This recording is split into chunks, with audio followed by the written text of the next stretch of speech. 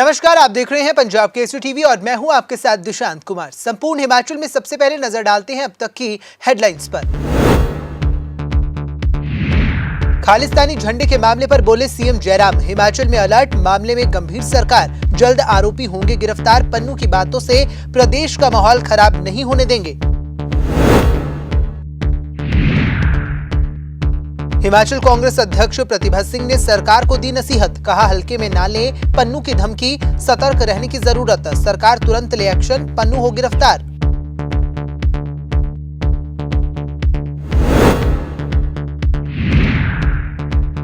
खालिस्तानी झंडे को लेकर आम आदमी पार्टी का हल्ला बोल, प्रदेशव्यापी प्रदर्शन कर राष्ट्रपति के नाम सौंपा ज्ञापन, प्रदेश सरकार पर लगाए गंभीर आरोप, दोषियों पर सख्त कार्रवाई की मांग।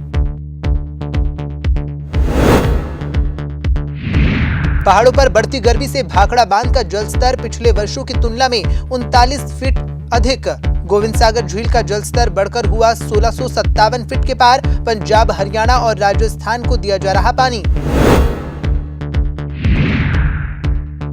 बंगाल की खाड़ी में चक्रवाती तूफान आसानी का हिमाचल पे असर, 4 दिन मौसम खराब रहने की आशंका, मौसम विभाग ने 15 मई से भारी बारिश को लेकर अलर्ट किया जारी।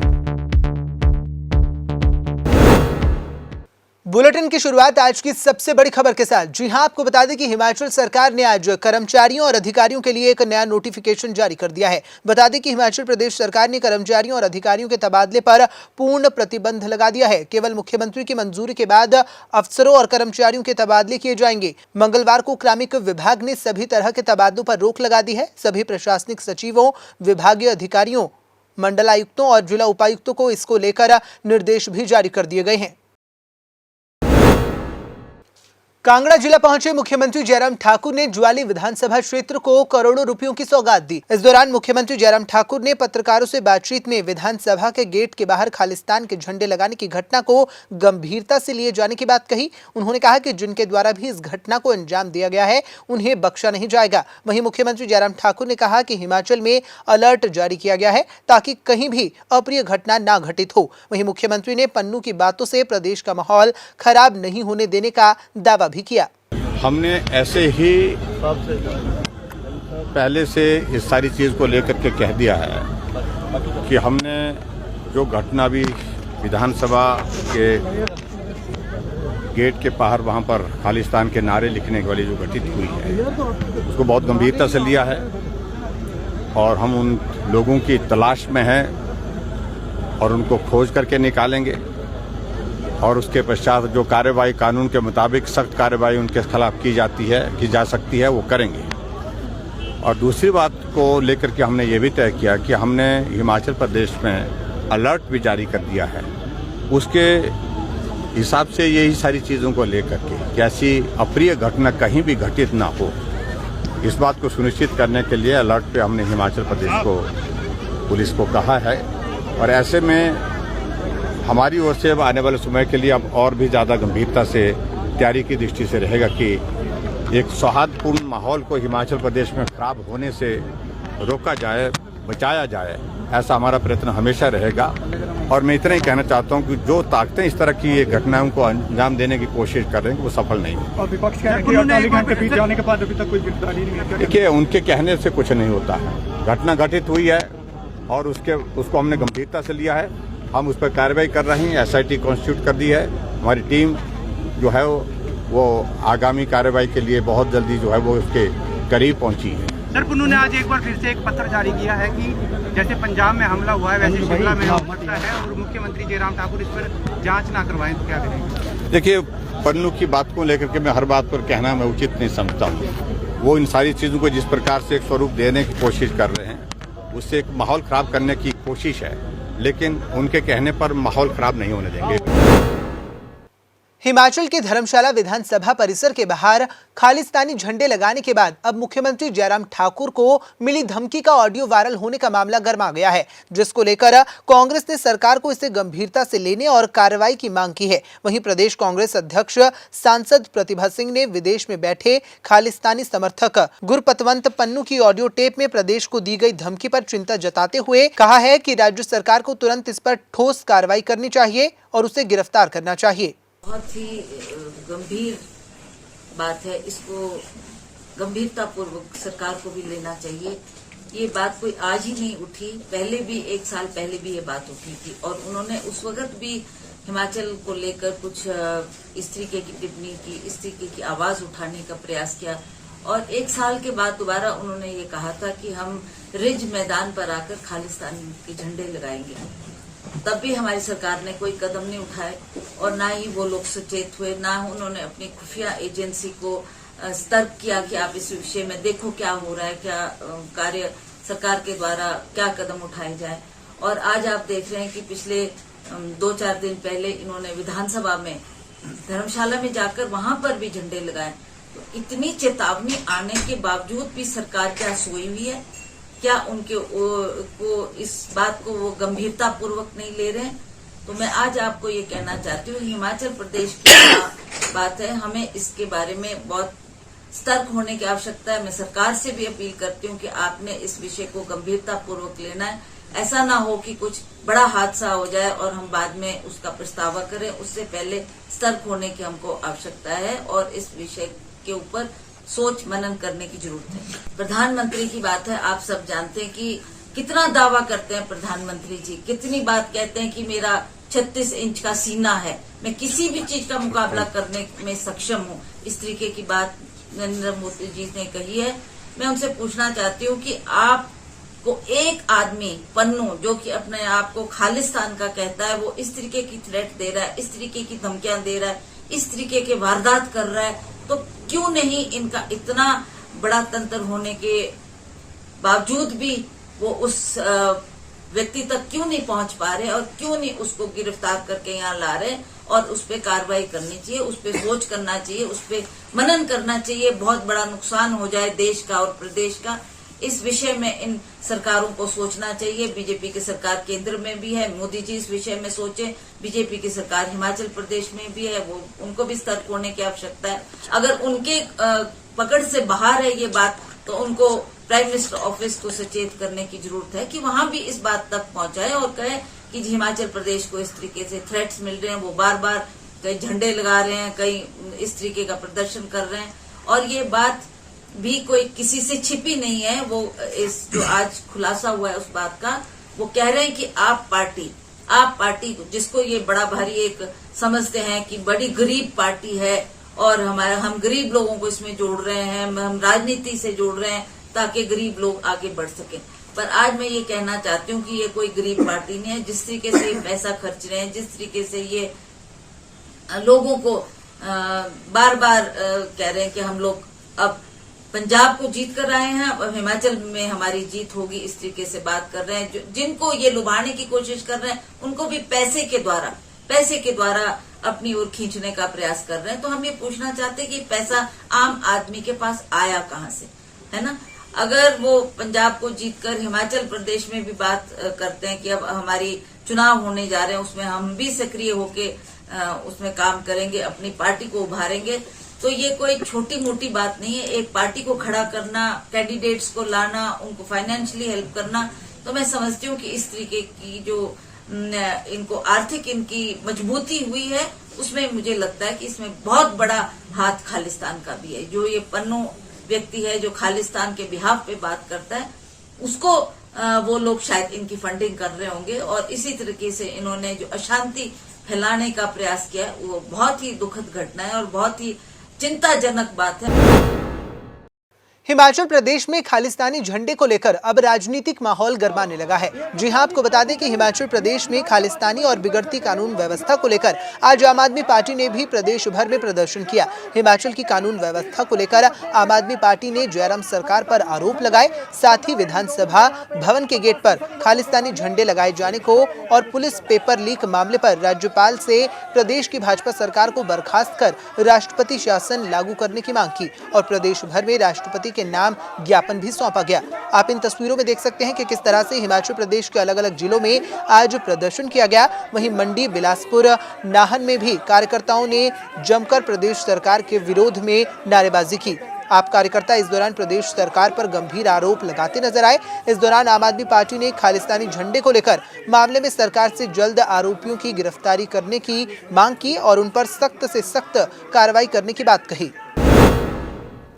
मुख्यमंत्री जयराम ठाकुर को पन्नू द्वारा धमकी देने के मामले में ऑडियो वायरल होने के बाद अब विपक्षी दल लगातार इसको लेकर सरकार को घेरने में लगे हुए हैं। इसी के चलते खाद्य आपूर्ति मंत्री राजेंद्र गर्ग ने भी मामले में अपनी प्रतिक्रिया दी है और पन्नू की धमकी को लेकर सरकार के गंभीर होने का दावा किया।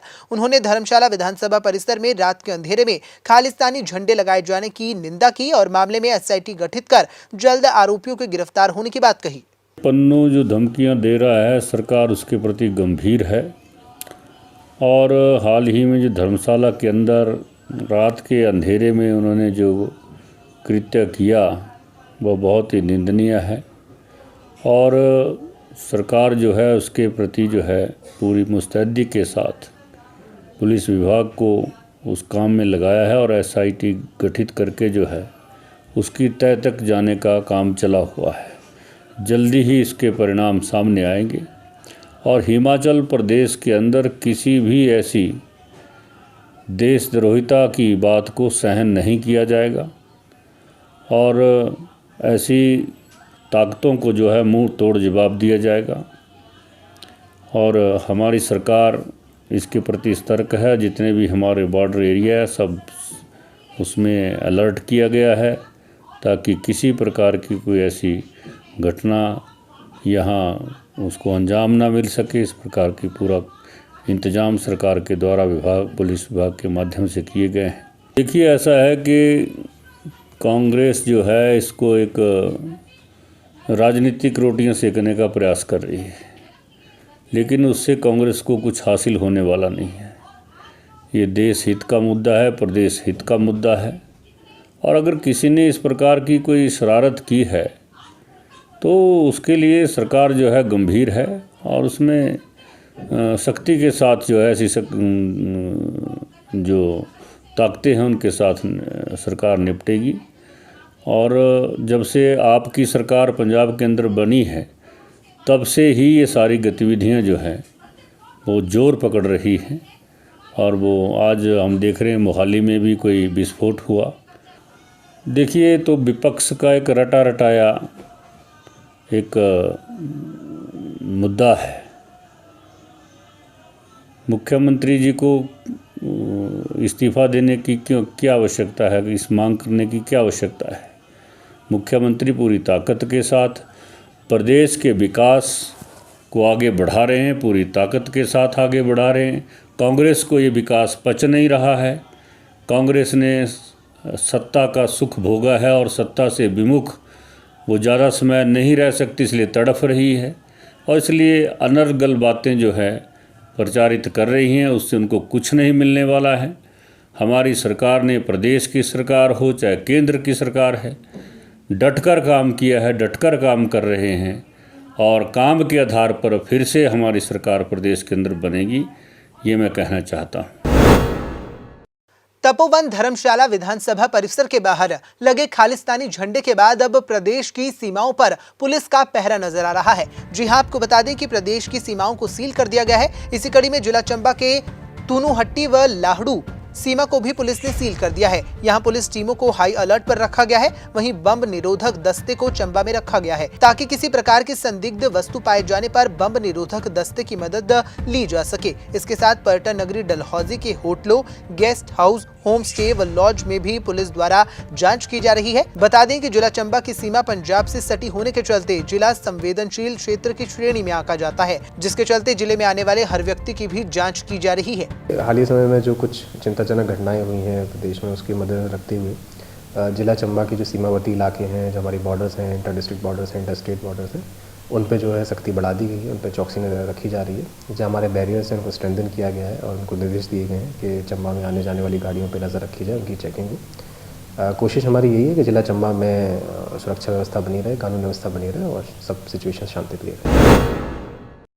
हिमाचल प्रदेश में लगातार बढ़ती गर्मी के बाद अब पहाड़ी इलाकों में बर्फ पिघलने का क्रम लगातार जारी है। इसी कड़ी में अब भाखड़ा बांध की गोविंद सागर झील का जल स्तर भी पिछले कई सालों की तुलना में काफी बढ़ गया है। गोविंद सागर झील का जल स्तर 1657.61 हो गया है। वहीं भाखड़ा ब्यास प्रबंधन बोर्ड के मुख्य अभियंता ने बताया कि इस बार बांध में जल स्तर काफी अच्छा है। पंजाब और उसके सहयोगी हरियाणा और राजस्थान को इस मौसम में पानी की सख्त जरूरत है। हर महीने पंजाब और उसके सहयोगी राज्य हरियाणा और राजस्थान मिलकर बैठक कर रहे हैं और बैठक में जो पानी की मांग की जा रही है वह उन्हें दिया जा रहा है।